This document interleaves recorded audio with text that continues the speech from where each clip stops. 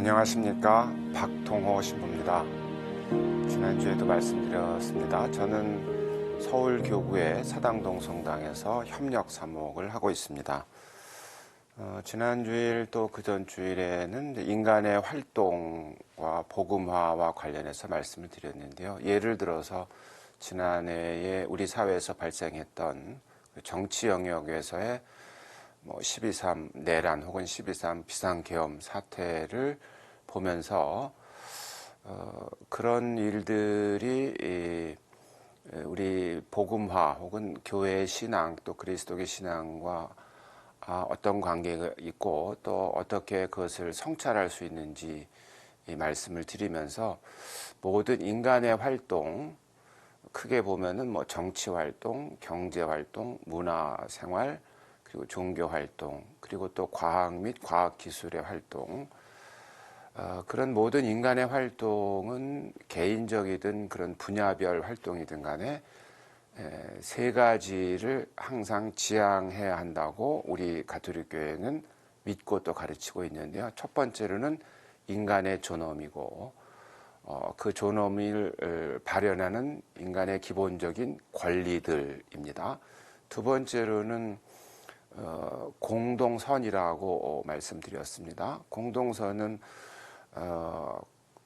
한 개인이든 어떤 특정 집단이든 자기 완성을 온전하게 실현하게 하는 사회생활 조건의 총화입니다. 경제적 조건이라든가 문화적 조건이라든가 정치적 조건들, 이런 제도적 조건들이 잘 갖춰지면 갖춰질수록 개인들이나 성원들이나 그 집단은 자기가 목표한 바대로의 삶을 꾸려갈 수 있을 가능성이 높아지는 것이겠죠. 공동선이고요. 세 번째로는 1970년대 이후에 온 인류가 자각하게 된 하나의 그 목표가 생겼는데 그것이 생태 위기를 극복하고 창조 질서를 보존하는 것. 해서 모든 인간의 활동, 정치 영역이든 경제 영역이든 문화 영역이든 또는 종교 활동이든 또는 국제 간의 관계든 과학 기술이든 이 모든 활동들은 인간의 존엄과 인권, 공동선 그리고 창조 질서의 회복 혹은 보존을 위한 것이어야 한다. 그렇게 보면은 이 세 가지 인간 존엄과 인권, 공동선 그리고 창조 질서의 보존은 목표가 되는 것이겠고 인간의 활동은 그 목표에 나아가기 위한 노력 이렇게 해석해 볼 수가 있겠죠. 그것이 곧 복음화라는 말씀을 드렸습니다. 교회의 언어로는 교회 복음화는 참된 인간의 모습을 회복하는 것. 그것은 하느님을 닮은 한 사람 한 사람의 소중한 존엄함이 그리고 권리들이 충만한 상태로 도달하는 것. 그걸 참된 인간화라고 얘기를 하거든요. 두 번째는 이제 공동선과 관련해서는 이제 참된 사회화 이렇게 얘기를 합니다. 그래서 2차 바티칸 공회에서는 인간은 구원되어야 하고 사회는 끊임없이 쇄신되어야 한다. 완성의 그날에 이르기까지.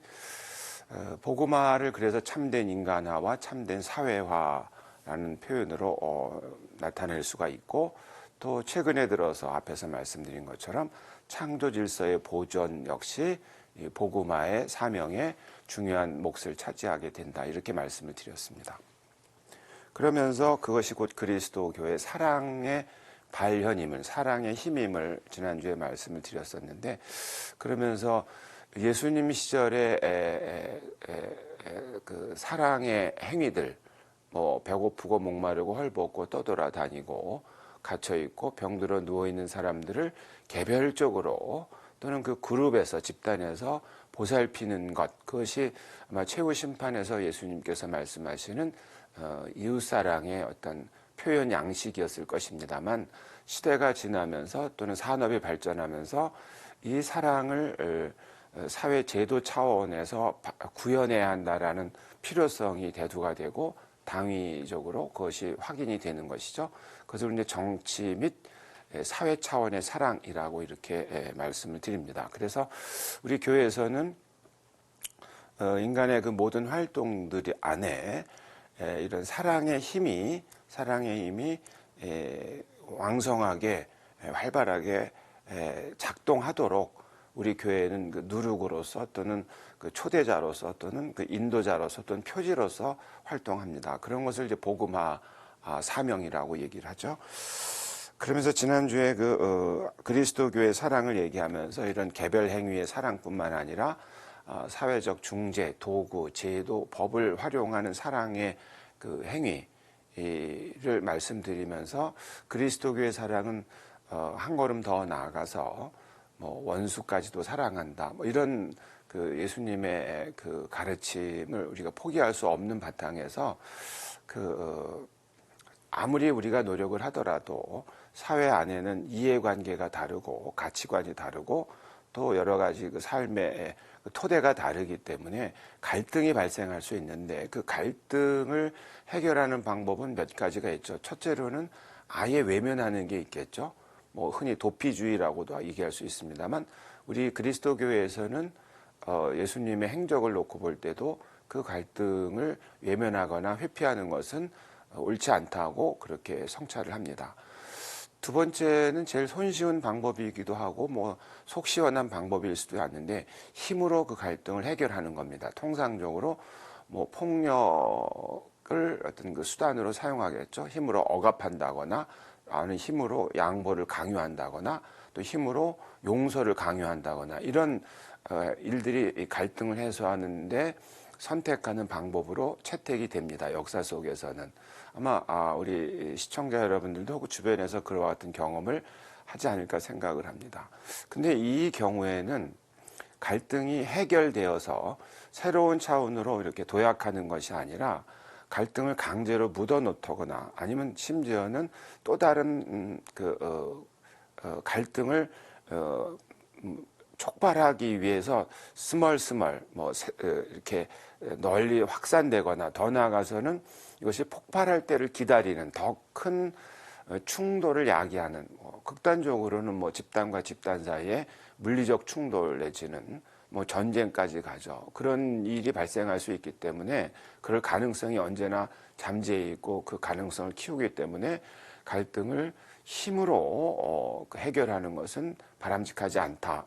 옳지 않다. 배척을 합니다. 그것은 굳이 그리스도교적 어떤 가르침을 배경을 하지 않더라도 거의 모든 근대 국가들, 우리나라도 그렇죠. 갈등이 생겼을 때 그것을 폭력적인, 강압적인 방식으로 갈등을 해결하는 것을 용납하지 않죠. 또는 뭐 유엔 헌장에서도 집단과 집단, 국가와 국가 사이에 이해 충돌이 발생했을 때 원칙적으로는 협상과 조정을 통한 해결을 원칙적으로 하고 폭력에 의한 해결은 단호하게 배격하지 않습니까? 뭐 유엔 헌장에서 말하는 폭력에 의한 해결은 전쟁입니다. 무력입니다. 물론 이제 유엔 헌장대로 되는 것은 아닌 것이 현실이긴 합니다만 어쨌든 갈등을 해결하는 방법으로는 우리는 이제 교회에서도 그렇고 이성적으로도 그렇고 경험적으로도 그렇고 대화와 협력을 통한 대화를 통한 갈등의 조정을 선택을 합니다.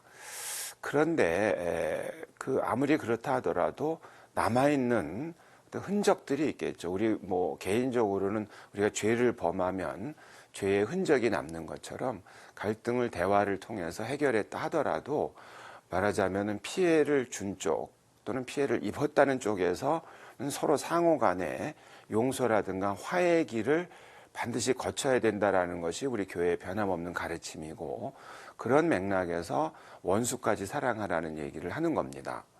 그냥 무조건 원수와 또는 적이 또는 나에게 피해를 준 개인이나 집단을 아무런 어떤 조치 없이 인정한다, 받아들인다, 용서한다, 화해한다가 아니라 그래서 우리 사회교리에서는 어떤 그런 죄를 범했거나 피해를 가했다 하면은 반드시 그 죄에 대한 대가, 사법이라고 흔히 말하죠. 세간에서는 대가를 치러야 된다고 얘기를 하고 피해를 입혔다면은 피해를 반드시 보상해야 된다. 그것은 이제 사랑의 행위라고 하는 겁니다. 사랑이란 나쁜 일을 못하도록 그에게 갖고 있는 그 나쁜 일을 할 수 있는 힘을 뭐 세간에서는 그게 권력일 수도 있고 폭력일 수도 있고 무력일 수 있는데 그것을 나쁘게 활용해서 많은 사람이나 다른 사람에게 고통을 안겼을 때 가해자를 사랑하는 길이 뭐냐? 그 가해자가 휘두를 수 있는 폭력의 힘을 빼앗는 것을 말하는 거예요. 1차적으로. 그런 다음에 이 두 번째로는 그가 휘둘렀던 폭력 때문에 발생한 고통이라든가 피해를 보상하도록 요구하는 것이죠. 그걸 사법이라고 말합니다. 세 번째로는 이제 그런 것을 다 한 다음에 그걸 인간 사회에서는 주로 형법을 통해서 그것을 다루지 않습니까? 그래서 그 마지막으로는 그럴 경우에 쉽진 않지만 그럴 경우에 그 피해를 입은 피해자들 또 피해 집단에서는 그 말하자면 더 이상의 그 폭력이 행사되지 않는다는 보장, 그리고 그 집단이나 그 사람이 또 다른 사람에게 폭력을 행사하지 않을 것이라는 확실한 보장, 법적인 장치죠, 주로. 그것을 전제로 하고 그 다음에 적절하게 적합하게 피해를 보상하는 것. 그래서 극단적으로 최근에 들어서는 이제 여러 나라에서는 그 방식으로 형벌을 가하는 방식으로 사형까지도 얘기를 했습니다만 아주 오랜 기간 동안에 많은 나라들이 이제 사형을 폐지한다거나 사형을 집행하지 않는 쪽으로 가는 이유 중에 하나, 배경 중에 하나는 그 피해자를 제거했다고 해서 그 가해자를 제거했다고 해서 피해자가 입었던 상처가 온전하게 회복되지 않는다는 점에서 그렇습니다. 오히려 그 온전한 회복은 가해자의 참회 그리고 용서를 구하고 또 벌을 받는 과정과 또는 피해자가 그를 용서하고 또 포용하고 화해하는 과정에 이르러서야만 피해자가 입은 상처가 회복된다라는 그건 경험이기도 하고 또 철학적인 배경도 그렇습니다. 그래서 우리 가톨릭 교회에서도 교리서에서 2차 바티칸 공유회 이후에 새로 편성된 새 교리서가 있는데 그게 1994년에 나온 교리서입니다. 그 교리서에 이제 10계명에 관련해서 살인하지 말라는 계명에 있어서 지난 4, 5년 전만 하더라도 그 교리서에는 불가피한 경우, 아주 예외적인 경우로 그 사형을 사회에서 용인해 왔다.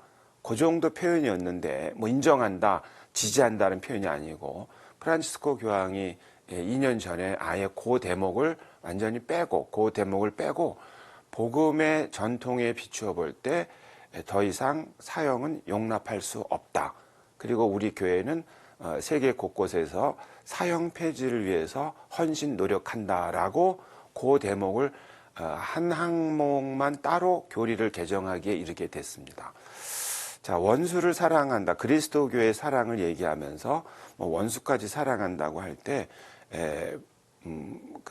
드디어 이제 우리 가톨릭 교회 교리서에서는 그 사형의 폐지가 사형이 복음 정신, 복음의 전통에 용납되지 않는다고 단언하게 이르게 되었음을 또 말씀드리고 싶고요.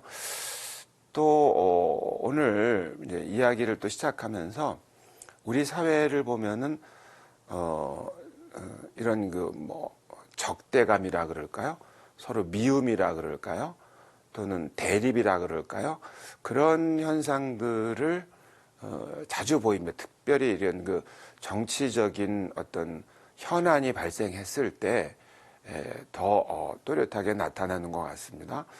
제가 이 가톨릭 평화 TV에서 지금 여러분을 만나고 있는데 이 방송국의 바로 앞에 길 건너에 국가인권위원회가 있거든요. 근데 그 국가인권위원회 가끔 보면은 그 집회를 하러 오시는 분들이 계시는데 그분들이 그 집회를 할 때 그 구호라고 할까요? 그 피켓이라고 할 거예요. 보면 약간 섬뜩해요. 말하자면 제거해 버려야 된다는 거죠. 어떠한 집단, 어떠한 무리들을.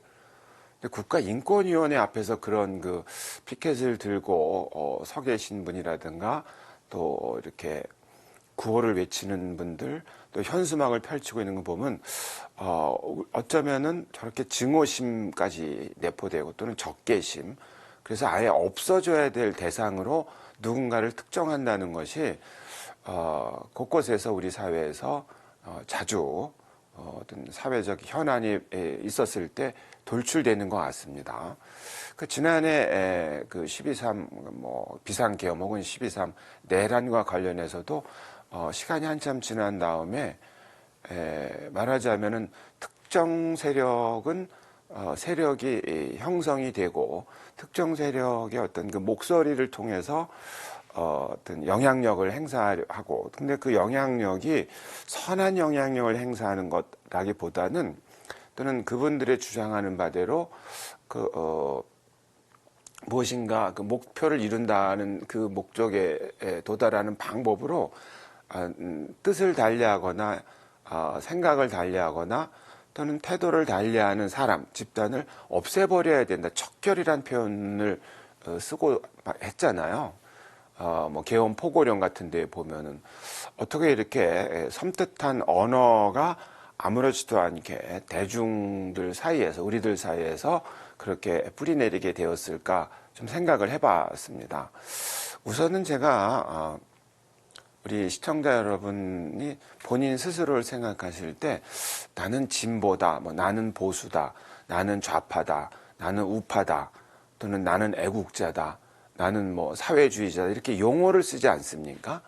그 용어에 대해서 좀 분명한 또렷한 어떤 내용이 확실한지, 그것이 서로 그 용어를 쓰는 사람들 사이에서 그 용어 안에 담겨 있는 의미가 서로 분명하게 공유되고 있는지 한번 묻고 싶은 생각도 들어요. 왜냐하면 내가 진보다라고 말하면 말 그대로 진보는 나아가는 거잖아요.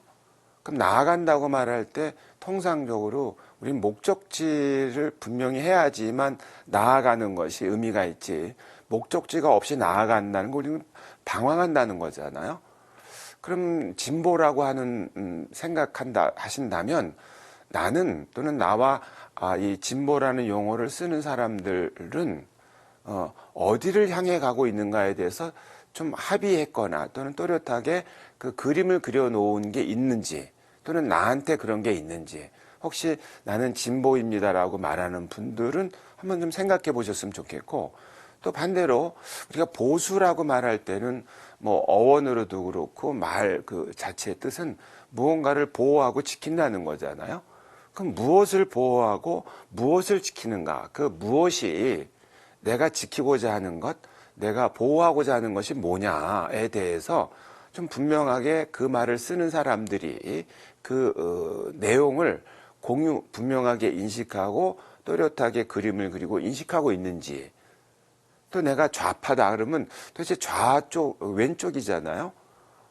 그러면 그 왼쪽에 서 있다고 했을 때 무엇에 대하여 왼쪽에 서 있는지, 또 내가 우파다 그러면 무엇을 중심으로 나는 오른쪽에 있는지, 그 무엇에 대해서 서로 이야기하고 서로 합의하고 또 서로 긍정하는 어떤 명확한 콘텐츠가 있는지 좀 묻고 싶은 거예요.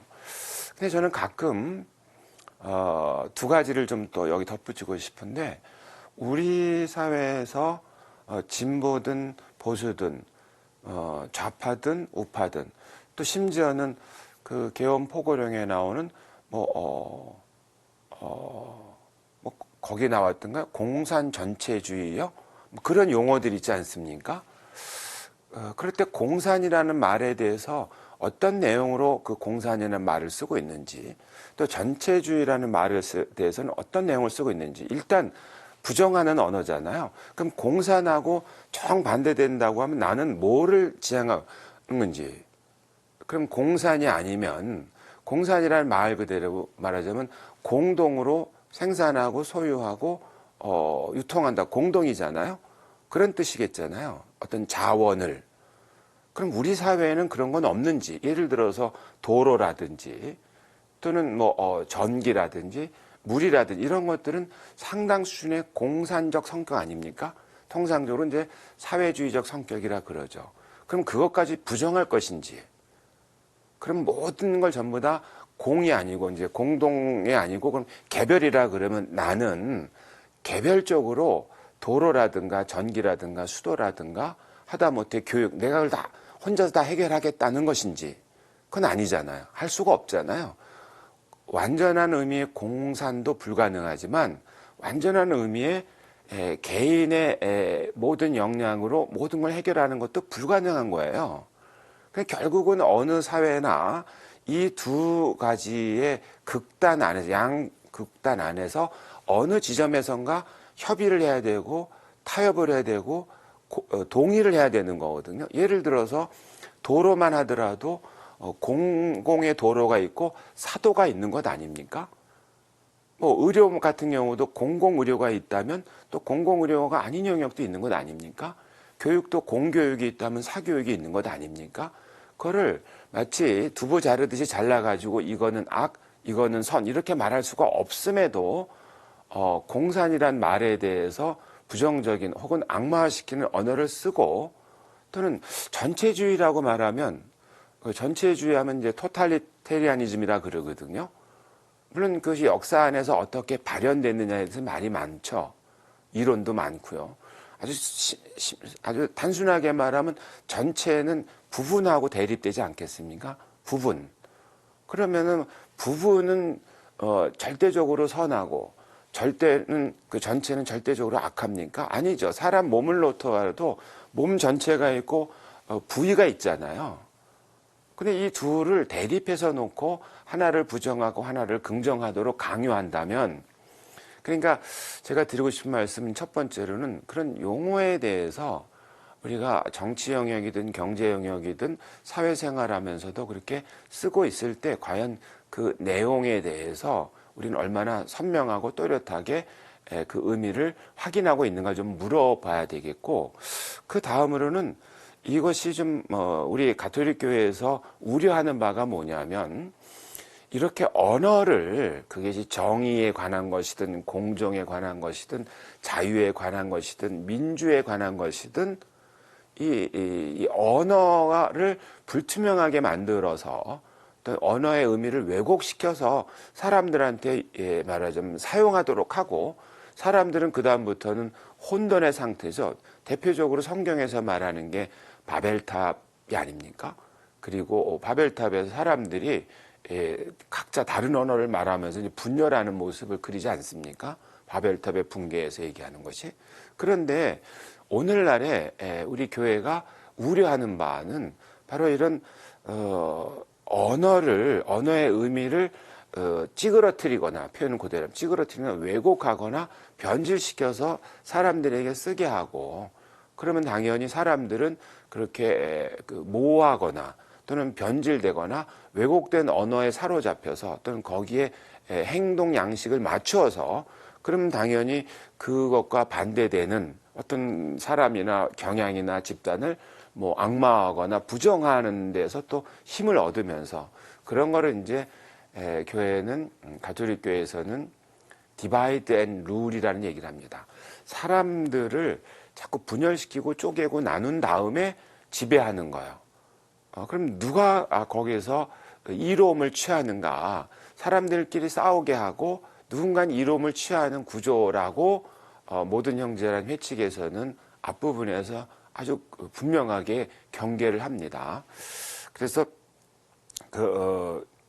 우리가 사회에서 특히 정치 영역이나 경제 영역에서 뭐 예를 들어서 그 용서를 말하더라도 또는 갈등을 말하더라도 또 갈등의 해결에 관해서 말하더라도 또 사랑에 대해서 말할 때도 좀 이렇게 어떤 의미로 그런 용어들을 의미를 인식하고 그 인식을 바탕으로 해서 맞게 사고 구조를 편성하고 그에 맞게 대화를 하면서, 그래야 당신이 말하는 자유는 이런 의미입니까? 당신이 말하는 정의는 이런 의미입니까? 그래야 그것이 다르면 그것이 서로 충돌하는 것인지 아니면 이 서로 다름을 종합할 수 있는 길이 없는지 대화가 이루어지는 거잖아요. 근데 그러기 전에 이미 그것을 부정하는 쪽으로 가게 되면 대화라는 것 또는 갈등을 해결하기 위한 더 나은 단계로 나가는 것은 굉장히 어렵죠. 결과적으로는 사람들끼리 싸우게 만들고 또 누군가는 그 싸움을 벌이게 한 다음에 이속을 챙기는 일, 그게 정치적인 이속이든 경제적인 이속이든. 그런 것을 좀 우리가 그 모든 인간의 활동이 인간의 존엄과 인권, 그다음에 공동선, 그리고 창조 질서의 보존을 위해 나가야 되는데 이와 같은 모습들이 대표적으로 이렇게 싸우잖아요. 서로 뭐 이념을 가지고 싸운다. 뭐 나는 보수다, 나는 진보다 싸울 때 빠지는 게, 그렇게 싸우려면 좀 상식적이지만 싸울 힘이 있어야 싸우는 거잖아요. 그 말은 힘이 없는 사람들은 그 싸움에서 말하자면 배제가 된다는 겁니다. 그래서 이제 성경의 얘기를 좀 해보면은 우리가 마테오복음도 그렇고 루카복음도 그렇고 행복하여라 가난한 사람들, 행복하여라 마음이 가난한 사람한테, 그 가난이라는 말은 그냥 경제적인 의미의 빈곤이라든가 또 마음의 가난이라면은 뭐 정신적인 의미의 빈곤 이렇게 말하는 게 아니고요. 정치적으로는 자기 목소리를 못 내고, 경제적으로는 빈곤하고, 문화적으로는 소외받고, 종교적으로는 차별받는, 그래서 오로지 그 하느님께만 의탁할 수밖에 없는 그러니까 하느님께만 손을 내밀 수밖에 없는 그런 처지의 사람을 말하는 거고, 예수님께서 말하는 가난한 사람은 그런 사람입니다. 그러니까 그에게는 하느님만이 유일한 힘인 거예요. 근데 만약에 우리가 싸운다, 뭐 이념을 가지고 싸운다, 또는 정치적인 견해가 싸운다 하면 싸울 힘이 있는 거잖아요. 또 집단을 이루기도 하고. 이렇게 싸울 때 조금 전에 말한 그 정치적으로 자기 목소리를 못 내는 사람들, 우리나라에 와 있는 예를 들어서 이주 노동자들 같은 경우요. 또 그렇게 싸울 때, 정치적인 경제적인 이권을 놓고 막 싸울 때, 또 이념을 놓고 싸울 때 경제적으로 어떤 그 기회를 갖지 못하는 사람들, 우리는 뭐 쉽게 요즘 표현으로 하면 보이지 않는 노동자들이 얼마나 많습니까? 플랫폼 노동 안에서 뭐 배달 노동이라고 말하는 거는 불과 얼마 전이잖아요. 그 몇 년도 안 되는 사이에 거의 상당수의 그 일의 성격이 거의 프리랜서 형식으로 다 바뀌어버린 거 아닙니까? 그게 파트타임에서 이제 정규직에서 비정규직에서 이제는 어지간하면 상당한 영역에서의 일자리가 말하자면 그 어떤 그 학자의 경우에는 그 일자리의 성격을 규정하는 자체가 무의미해져 버렸다라는 것까지 얘기를 하잖아요. 또 그것을 표현하기를 이제 보이지 않는 노동자들이라는 표현까지 쓰잖아요. 그러면 경제적인 이권을 놓고 싸운다고 할 때 이분들은 경제적으로 자기의 기회를 찾는다는 것은 누구에게도 관심받지 못하는 거죠. 이 싸움판에서는. 그 문화적으로 소외된 게 우리나라의 이주 노동자들 가운데 예를 들어서 그 뭐 이슬람도 있고 생활 양식이 다르지 않습니까? 또는 음식도 다르고. 근데 이분들에는 더 이상 말하자면 뭐 우리나라의 주류 문화에서 또 뭐 그 설 자리를 잃고 누구도 배려해 주지 않는 흔적이 없어져 버리는 거죠. 뭐 종교적인 차별은 말할 것도 없고요. 왜 이런 것을 말씀드리냐면 우리가 그런 무엇인가를 내놓고 열정을 쏟아붓고 싸우고 또 투쟁하고 뭐 갈등을 해결해 노력을 할 때 거기에 몰두하다가 보면은 말하자면 성경으로 말하면 라자로 같은 분들이 점점 많이 생기고, 더 나아가서 라자로 같은 사람이 벼랑으로 내버려진다. 이거는 이제 한참 전에 이미 요한 바오로 2세도 미국을 사목 방문했을 때 했던 말씀이에요. 그 오늘날의 시대, 벌써 20년 전입니다. 지금의 시대가 이런 그 경제적이든 정치적이든 문화적이든 막 이렇게 서로 갈등하고 또 지배하고 또 우위를 점하고 그런데 하면서 또 대중매체도 거기에 막 몰두하는 사이에 그 라자로 같은 사람들이, 또 라자로 처지에 놓여 있는 나라들이 지금 어떤 형편으로 가는지 좀 제발 좀 봐달라라고 호소했던 것이 무려 20여 년 전입니다. 그런 점에서 우려하는 바는 이겁니다. 우리가 어떤 사랑을 이야기하고 정치 사회적 사랑을 얘기해서 제도라든가 또는 질서라든가 규칙을 만들려고 하고, 그럴 때 또 이념에 따라서 반대하고 그것 때문에 또 막 시끄럽고. 근데 가만히 보면 그런 것에서 우리가 마음을 빼앗기고 눈을 돌리고 있는 사이에 수많은 라자로들이 발생하고 라자로들은 점점 더 멀리 내밀려가는 일이 생겨서는 안 된다는 말씀을 드리기 위해서입니다. 자, 그리스도교 사랑을 얘기하고 싶은데 간추린 사회길의 6항의 내용을 좀 한번 읽어 드릴게요.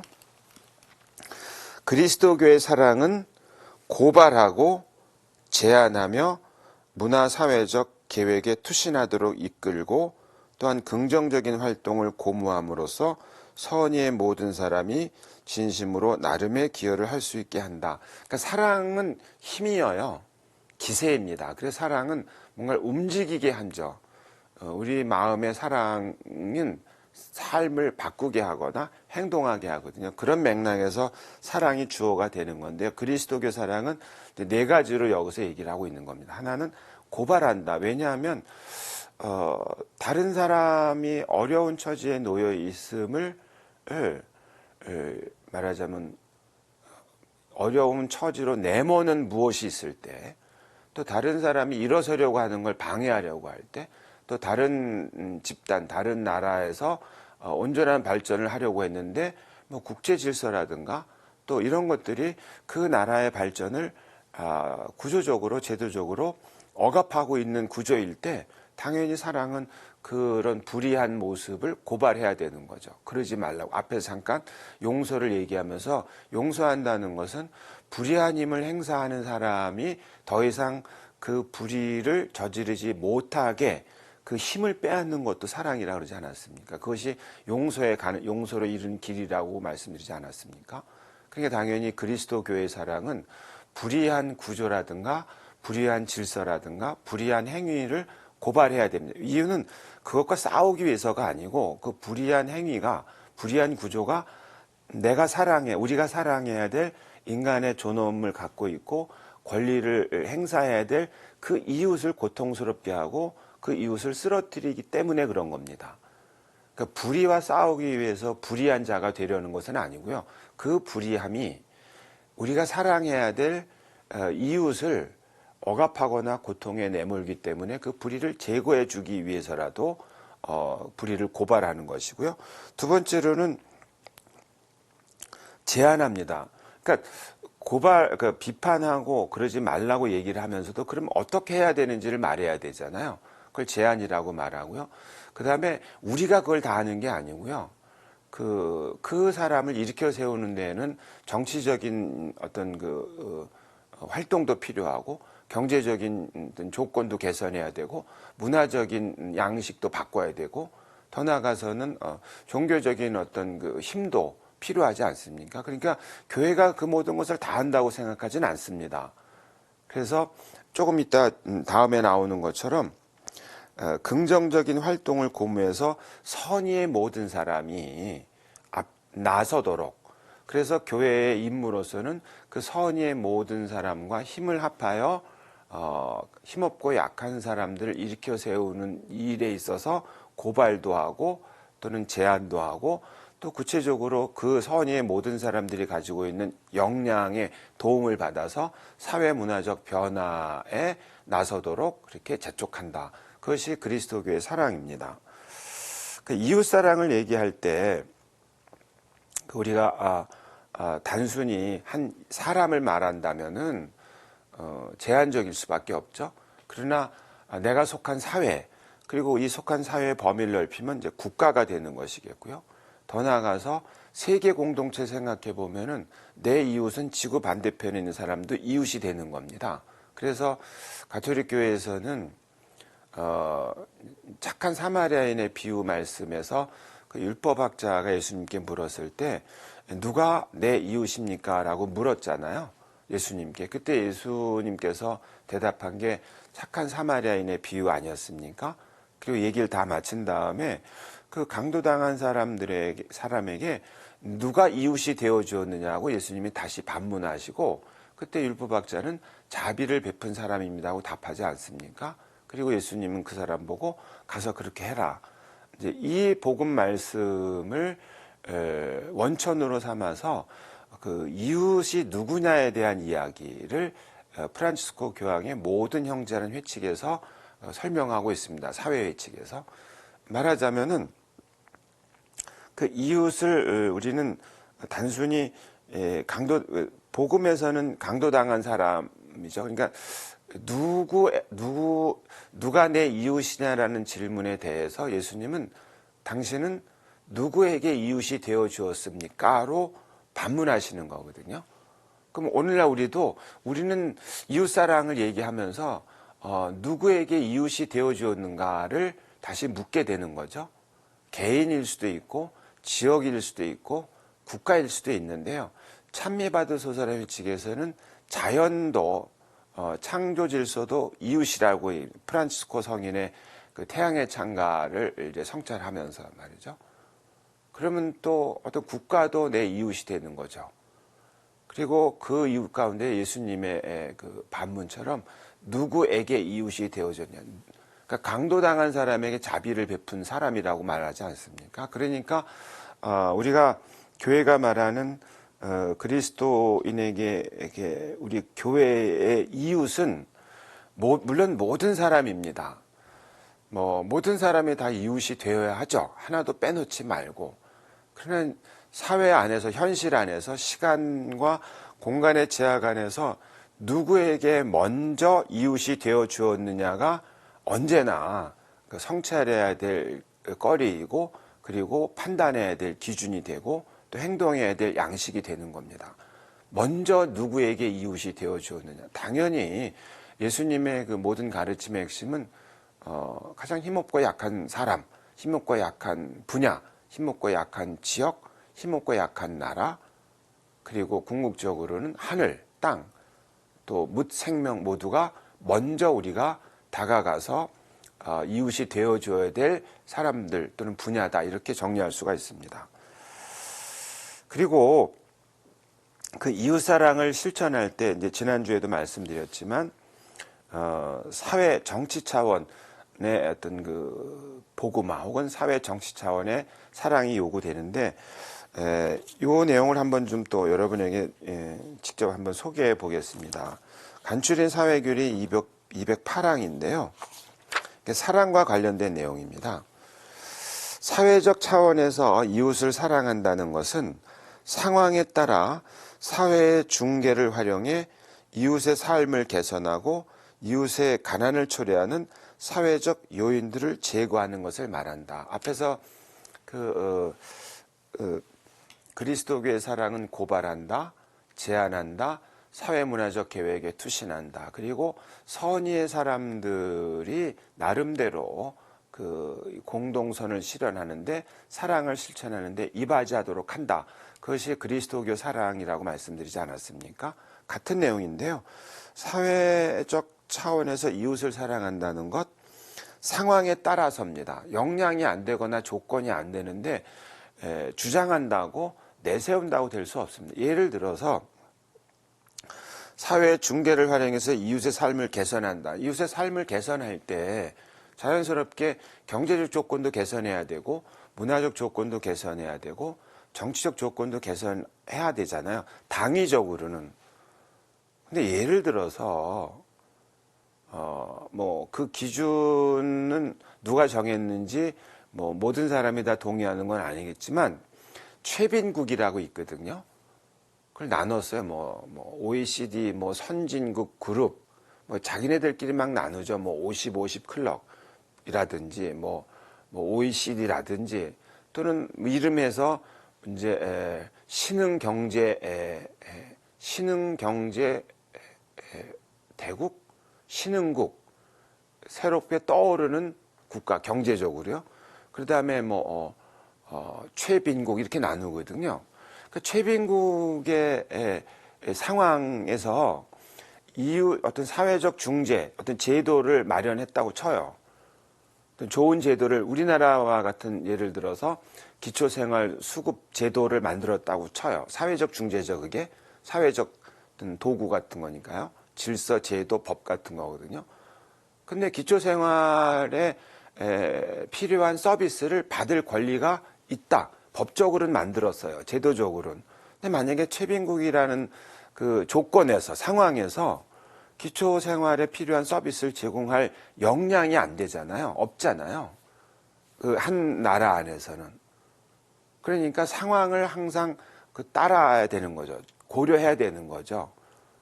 그러면 정치적 조건도 고려해야 될 것이고, 또 예를 들어서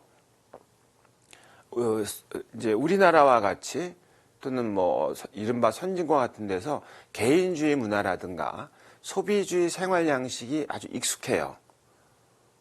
그러면 소비주의의 양식에 익숙한 시민들의 욕구를 충족시켜주기 위해서 끊임없이 물자를 제공해야 되잖아요. 근데 물자를 제공할 수 있으려면 그럴 만한 뭐 무역이라든가 뭐 그런 경제적인 어떤 역량이 갖춰져야 되는 거잖아요.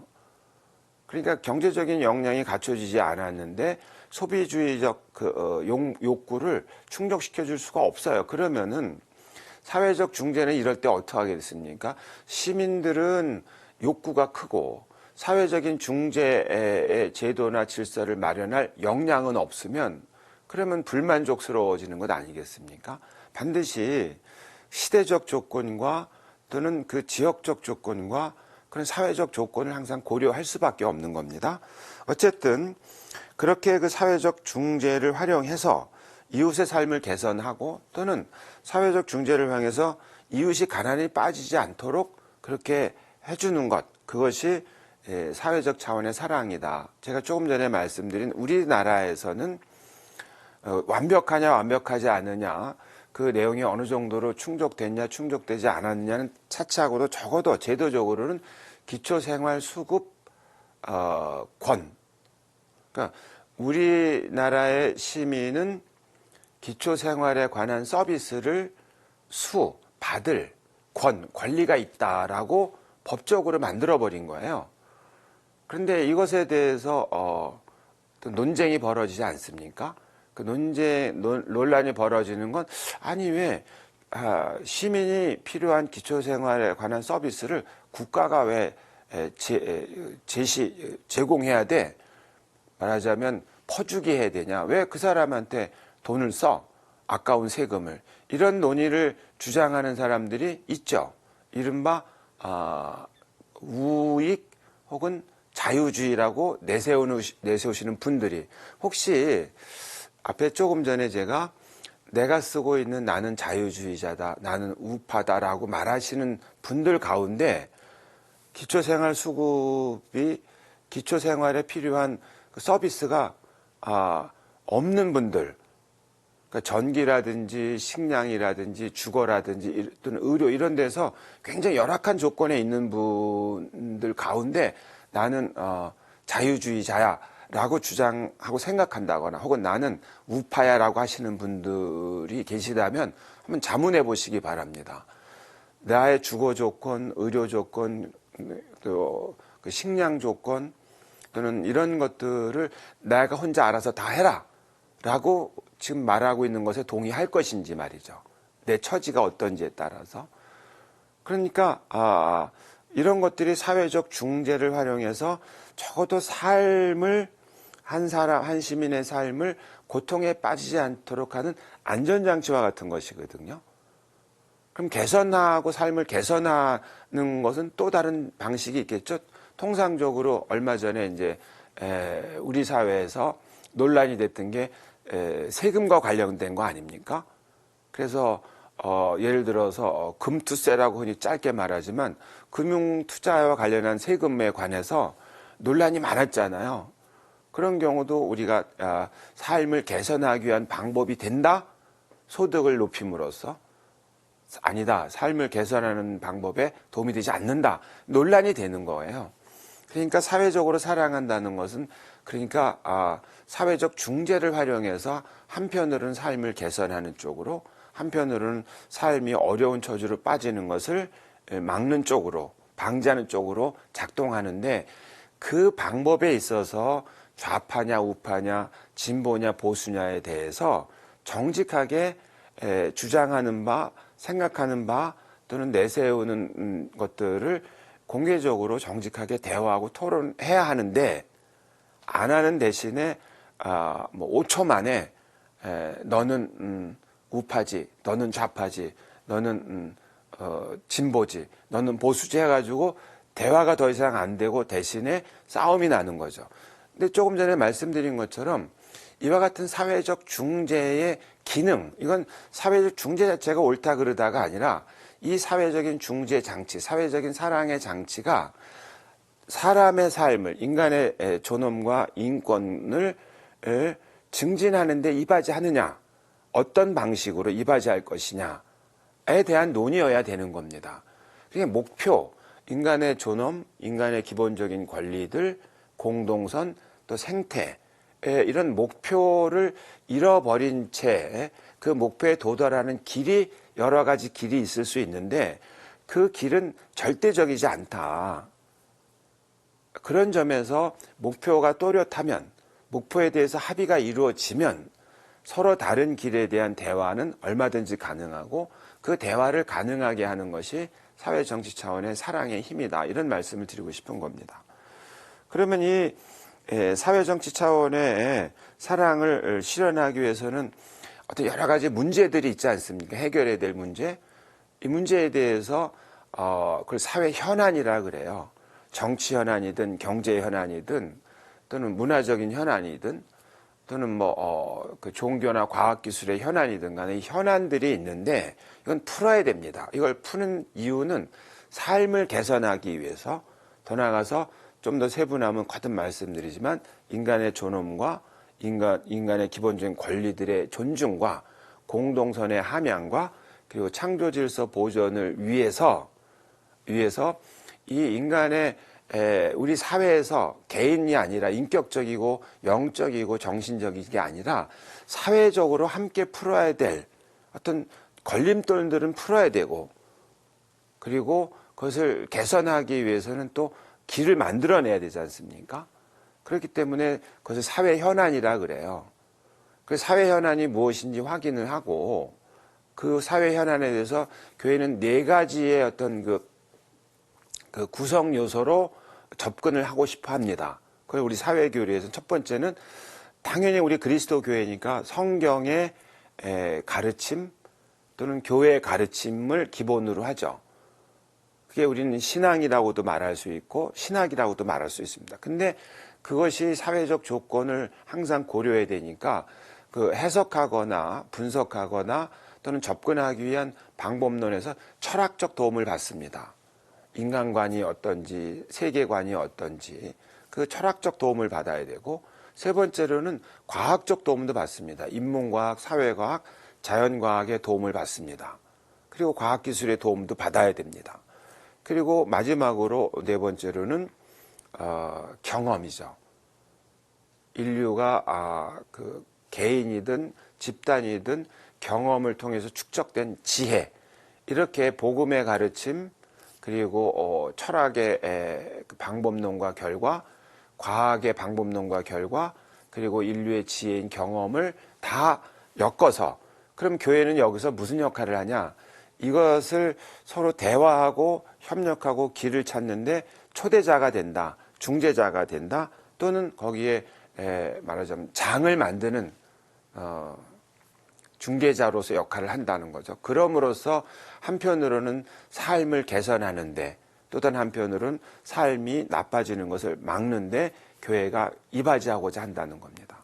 그런 점에서 한 번 더 말씀드리자면은 이것이 복음화란 궁극적으로 종교 차원도 있고 사회 차원도 있는데, 종교 차원은 신앙을 고백하고 전례를 거행하고 기도하는 것이지만, 사회 차원에서는 사회적 현안을 해결하는데 그 복음의 정신으로, 그리고 철학이라든가 과학이라든가 경험을 다 동원해서 그걸 잘 조합해서 대화를 통해서 문제 해결을 하는데 이바지하는 것, 그것이 복음하다. 그렇게 함으로써 우리가 사랑해야 될 사람의 존엄과 인간의 기본적 권리가 증진되고, 그렇게 함으로써 사회 공동체가 더 나은 세계로 나아가는데 교회는 이바지한다. 그것이 교회의 임무라고 우리 가톨릭 교회에서는 믿고 또 그렇게 가르치고 있습니다. 오늘은 여기서 마치고 또 다음 주에